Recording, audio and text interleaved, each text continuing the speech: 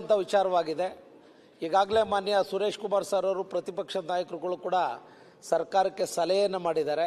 ಸುಮಾರು 11 ವರ್ಷದಿಂದ ಕರ್ನಾಟಕ ಅಡ್ಮಿನಿಸ್ಟ್ರೇಟಿವ್ ಸರ್ವಿಸ್ನಲ್ಲಿ ಅಧಿಕಾರಿಗಳಾಗಬೇಕು ಅಂತ ಅಪೇಕ್ಷೆ ಪಟ್ಟಿರ್ತಕ್ಕಂಥದ್ದು ಲಕ್ಷಾಂತರ ಯುವಕರು ಇದು ಮಾಡಿದ್ದಾರೆ. ಅದಕ್ಕೆ ಅವಕಾಶಗಳಾಗಿಲ್ಲ. ಅದಕ್ಕೆ UPSC ಮಾದರಿನಲ್ಲಿ ಕರ್ನಾಟಕ ಲೋಕಸೇವಾ ಆಯೋಗವನ್ನು ಬಲಪಡಿಸ್ತಕ್ಕಂಥದ್ದು ಸರ್ಕಾರದ ಬಹುಮುಖ್ಯವಾದಂಥ ಜವಾಬ್ದಾರಿಯಾಗಿದೆ.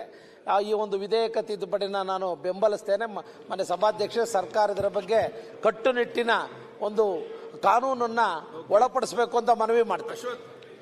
ಮಾನ್ಯ ಸಭಾಧ್ಯಕ್ಷರೇ, ಏನಿವತ್ತು ಸರ್ಕಾರ ತಂದಿರುವಂಥ KPSCಗೆ ಕಾಯ್ದೆಗೆ ತಂದಿರುವಂಥ ಒಂದು ತಿದ್ದುಪಡಿಯನ್ನು ಮೊದಲನೇದಾಗಿ ಸ್ವಾಗತಿಸ್ತೇನೆ.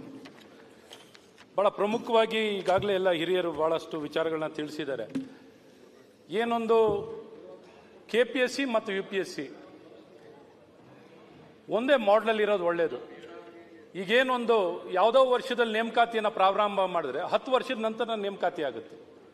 ಸೊ ಹಾಗಾಗಿ ಅಲ್ಲಿರೋವಂಥದ್ದು ಡೇಟ್ಸ್ಗಳು ಈ ಪ್ರಿಲಿಮಿನರಿ ಎಕ್ಸಾಮ್ ಮಾಡಲಿಕ್ಕೆ ವರ್ಷಾನುಗಟ್ಟಲೆ ಮುಂದೆ ಹೋಗುವಂಥದ್ದು ಆಗ್ತಿದೆ. ಮೇನ್ ಎಕ್ಸಾಮ್ ತೊಗೊಳ್ಳೋದೇನೆ ಇನ್ನೊಂದಿಷ್ಟು ವರ್ಷ, ಇಂಟರ್ವ್ಯೂ ಆದಮೇಲೆ ಇನ್ನೊಂದಿಷ್ಟು ವರ್ಷ, ಪಟ್ಟಿ ಬಿಡುಗಡೆ ಮಾಡಲಿಕ್ಕೆ ಇನ್ನೊಂದಿಷ್ಟು ವರ್ಷ.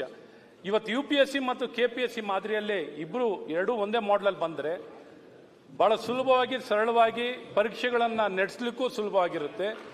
ಸೊ ಹಾಗಾಗಿ ನಮ್ಮ KPSC ಪರೀಕ್ಷೆ ವ್ಯವಸ್ಥೆನೂ ಸಹ UPSC ಮಾಡಲಲ್ಲೇ ಅದನ್ನು ಅನುಷ್ಠಾನವನ್ನು ಮಾಡೋ ಮೂಲಕ ಈ ಸಮಸ್ಯೆಗೆ ಶಾಶ್ವತ ಪರಿಹಾರವನ್ನು ಕಂಡುಹಿಡಿಯಲಿಕ್ಕೆ ಸಾಧ್ಯವಾಗಿರ್ತದೆ.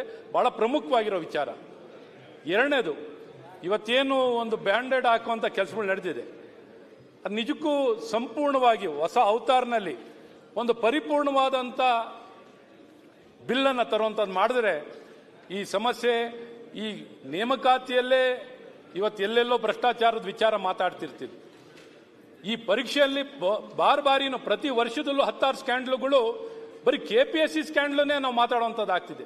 ಹಾಗಾಗಿ ಬೇರೆ ಬೇರೆ ಸ್ಥಳದಲ್ಲಿ ನೇಮಕಾತಿ ಯಾವ ಮಟ್ಟದಲ್ಲಿ ಆಗ್ಬೋದು ಅನ್ನೋಂಥದ್ದು ಆಲೋಚನೆ ಮಾಡಿ, ಹಾಗಾಗಿ ಕಣ್ಮುಂದೆ ಕಂಡಿಯೂ ಸಹ ಸಂವಿಧಾನದ ಕಾನ್ಸ್ಟಿಟ್ಯೂಷನಲ್ ಸ್ಟೇಟಸ್ ಇರುವಂಥದ್ದು KPSCಗೆ ಸಂವಿಧಾನ ಸ್ಥಾನಮಾನ ಕೊಡುವಂಥದ್ದಾಗಿದೆ. ಇಂಥ ಸಂವಿಧಾನ ಸ್ಥಾನಮಾನ ಕೊಟ್ಟಿರುವಂಥ ಸಂಸ್ಥೆಯಲ್ಲೇ ಇಷ್ಟೊಂದು ಪ್ರಾಬ್ಲಮ್ ಆದರೆ ಬೇರೆ ಕಡೆ ಇನ್ಯಾವ ರೀತಿಯಾದಂಥ ನಾವು ನ್ಯಾಯವನ್ನು ಬಯಸ್ಬೋದು, ನಾವು ಉತ್ತಮ ಒಂದು ಪಾರದರ್ಶಕವಾಗಿ ವ್ಯವಸ್ಥೆ ನಡೆಯಬೇಕು ಅಂದರೆ ಭಾಳ ಕಷ್ಟಕರವಾಗಿದೆ. ಹಾಗಾಗಿ ಇವತ್ತು ಈ KPSCಯನ್ನು ಈಗ ತಂದಿರುವಂಥ ತಿದ್ದುಪಡಿಯನ್ನು ಸ್ವಾಗತಿಸ್ತೀವಿ. ಆದರೆ ಭಾಳ ಪ್ರಮುಖವಾಗಿ UPSC ಮತ್ತು KPSC ಪರೀಕ್ಷೆ ಮಾಡಲು ಒಂದೇ ರೀತಿ ಇರಬೇಕು ಅಂತ ಮತ್ತೊಮ್ಮೆ ಸರ್ಕಾರವನ್ನು ನಾನು ಸವಿನಯವಾಗಿ ಪ್ರಾರ್ಥನೆ ಮಾಡ್ತೀನಿ. ಹಾಗಾಗಿ ಇದನ್ನು ಕ್ರಮವನ್ನು ವಹಿಸಿ ಅಂತ ಮತ್ತೊಮ್ಮೆ ಒತ್ತಾಯವನ್ನು ಮಾಡ್ತೀನಿ. ಸುರೇಶ್ ಕುಮಾರ್, ದಯವಿಟ್ಟು ಕ್ಷಮಿಸಿ. ಮತ್ತೊಂದು